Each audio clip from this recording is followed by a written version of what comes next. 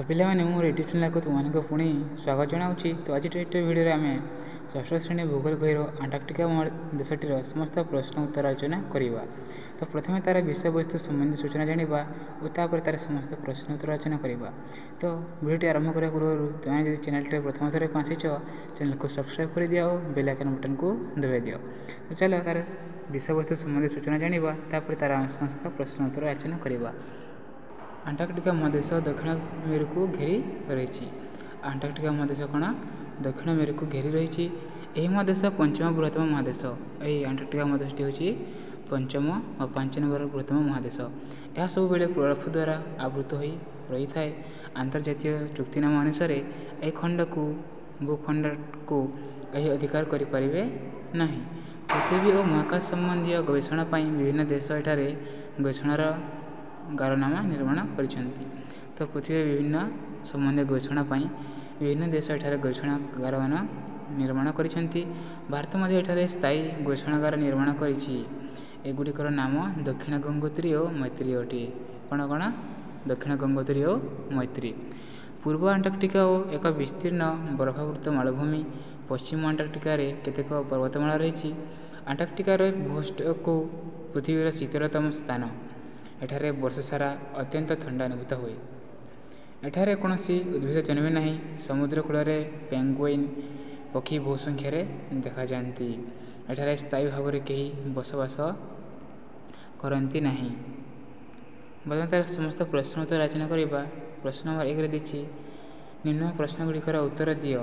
कर देछि क्षेत्रफल दृष्टि अंटार्कटिका महादेश अंटार्कटिका पृथ्वी में केउं स्थान रही।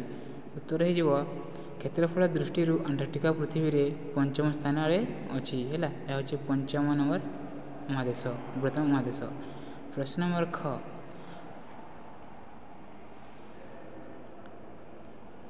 भारत द्वारा अंटार्कटिका प्रतिष्ठित गवेषणागार दुईटर नाम लेख।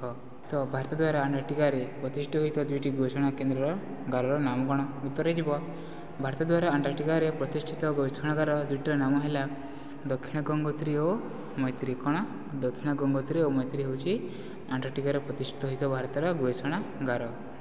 प्रश्न नंबर ग यही महादेश क्यों 2टी मुख्य अक्षांश मध्य अवस्थित।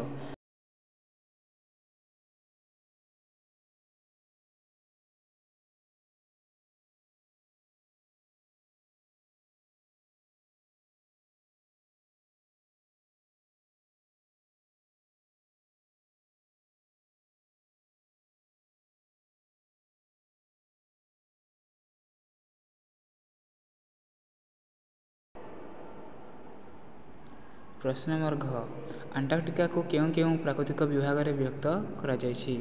उत्तर हो प्राकृतिक गठन दृष्टि अंटार्कटिका 2 भाग विभक्त। केते भाग में 2 भाग प्राकृतिक दृष्टि है। पूर्व अंटार्कटिका और पश्चिम अंटार्कटिका। कौन पूर्व अंटार्कटिका और पश्चिम अंटार्कटिका।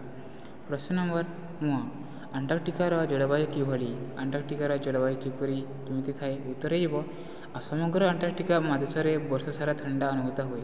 तो अंटार्कटिका महादेश वर्ष सारा ठंडा अनुभूत होता है। यह सब बेले बरफावृत रहे। सेठारे सब बेले बरफ पड़ी थाए। अंटार्कटिकार भूपृष्ठ को पृथ्वीर शीतलतम स्थान कहुए। क्या भूपृष्ठ को एठारे सर्वदा तुषारपात हुए। एठारे सब बेले बरफर वर्षा होता है। समय समय प्रबल बरफ झड़ हुए। एठारे समय समय मध्य कौन होता है बरफर झड़ होता है। एठारे ग्रीष्मकाल स्वस्थायी। प्रश्न नंबर 2 कारण दर्शाओ। कर देछि अंटार्कटिका स्थायी बासिंदा नाहंती कहीं नाहंती। उत्तर हो महादेश सब बेले बरफावृत रहे।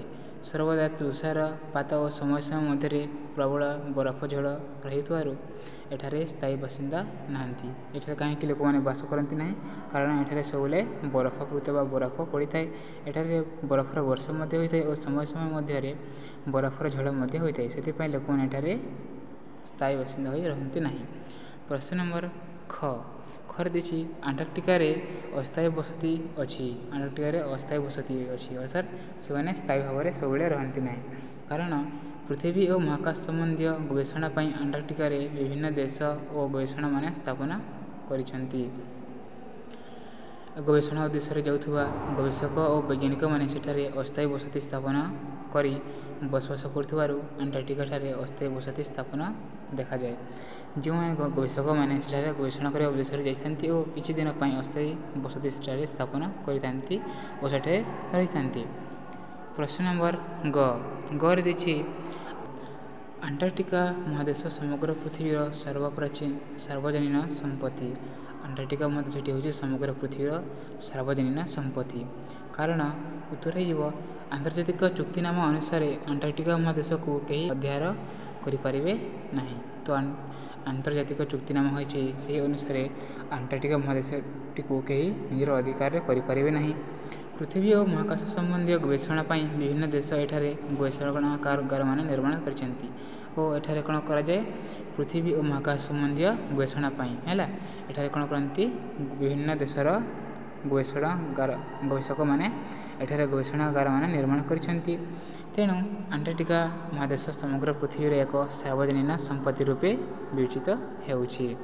ଭିଡ଼ିଓଟି ଯଦି ଭଲ ଲାଗିଲା ଚ୍ୟାନେଲଟିକୁ ସବସ୍କ୍ରାଇବ୍ କରିଦେବେ, ଲାଇକ୍ କରିବା ସହିତ ନିଜର ସାଙ୍ଗମାନଙ୍କୁ ଏହାକୁ ସେୟାର କରିଦେବ।